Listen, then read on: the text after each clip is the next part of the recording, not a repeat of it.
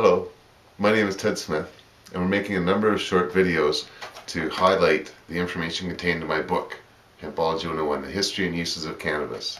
The most fascinating plant in the world. Like, seriously, it's amazing how useful this plant is and how we are continually discovering and rediscovering uses of it. And so I left off with my last video in the early 1900s when Lister Dewey had taken over the United States Department of Agriculture, and he was aggressively promoting the use of hemp in various industrial products and really trying to get the farming community to grow it as well and to improve in various techniques. And under his leadership and direction, it was discovered in 1916, or at least it was made public in 1916 in what was called Bulletin 404 from the United States Department of Agriculture. As highlighted in Jack Hare's book, The Emperor Wears No Clothes. This man deserves great credit. I should bring him up in every video almost, because Jack Hare really brought this information to the public's attention. Because in 1916, a really significant thing happened.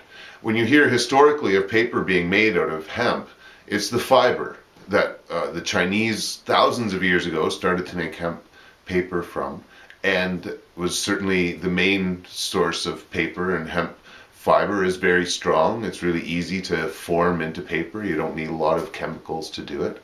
But in 1916, a method was formed, or a process, to take the herds, that is the cork in the plant. Now, in the plant, it's this tall, plant, long fibers on the outside, but in the middle is this cork-like material that they called herds.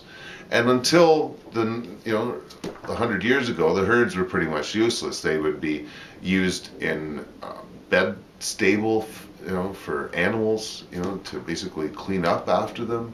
But really, aside from substitute for straw, there wasn't much use for it until 1916. In 1916, it could be turned into paper. Bulletin 404 announced to the world that suddenly this waste product, virtually, could be turned into paper, which was very valuable at the time. Trees were not easy to cut down, and while they may have been abundant, they certainly weren't easy to get out of the bush and cut up, and took a lot of chemicals to turn into paper. And so the hemp fiber, was very valuable for a bunch of different reasons. But suddenly, the other product, that came with it, when it was separated in the field, they had a lot of trouble trying to separate the herds from the fiber. And I'll get to that more in the next video. But certainly, the herds made the plant a lot more valuable all of a sudden in 1916 when that process was invented and made public. But as you'll hear, that didn't really take to fruition. So if you want to learn more, you can certainly subscribe to YouTube, watch more videos, buy my book, go to hempology.ca, and you can go to our store and buy a whole bunch of other products there. If you want to keep up on the blogs that we do every day, they're with the cannabisdigest.ca. And otherwise, check us out on Facebook or seek us out by some other means. Thanks.